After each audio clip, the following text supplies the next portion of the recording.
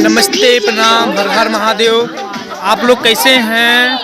मैं अनिल चौरसिया और आप लोगों को इस ब्लॉग के माध्यम से दिखाना चाहते हैं कि हम लोग भोजपुरी गाना शूट कर रहे हैं। यहाँ देखिए कैमरा भी लगा हुआ है और नीलू है, नीलम है, ये देखिए।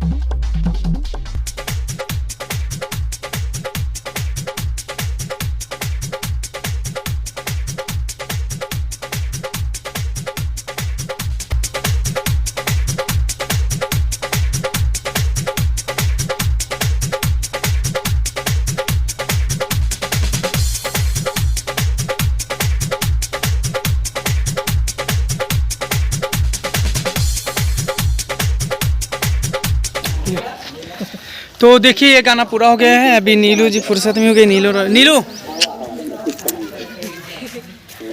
हाय गाइस, आज हम सेट पे आए हुए हैं, वो भी किस जगह पे आए? मुजरी कंपेयरगंज गोरखपुर।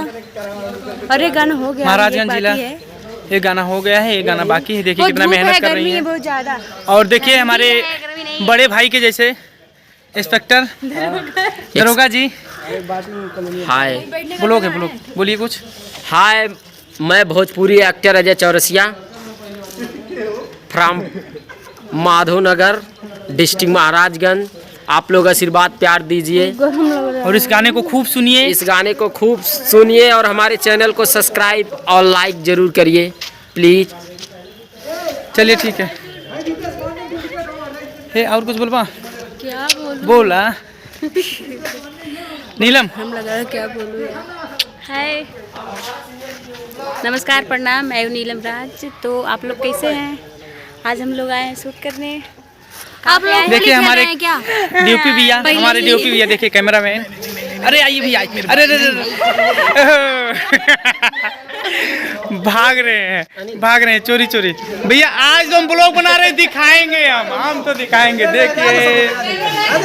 देखिए भैया कैसे हैं हम लोग तैयारी में लगे हुए हैं। हम लोग भैया कॉलोनी में इसको निकालिए। हम चाहेंगे कि हमारे कैमरा पर्सन दिखाएं कि हमारे कैमरा वाले भैया हैं, कैमरा मालिक डीओपी भैया, यही गाना। और हमारे इस और देखिए हम लोग यहाँ आए हैं, काफ़ी पब्लिक से प्यार भी मिल रही है। और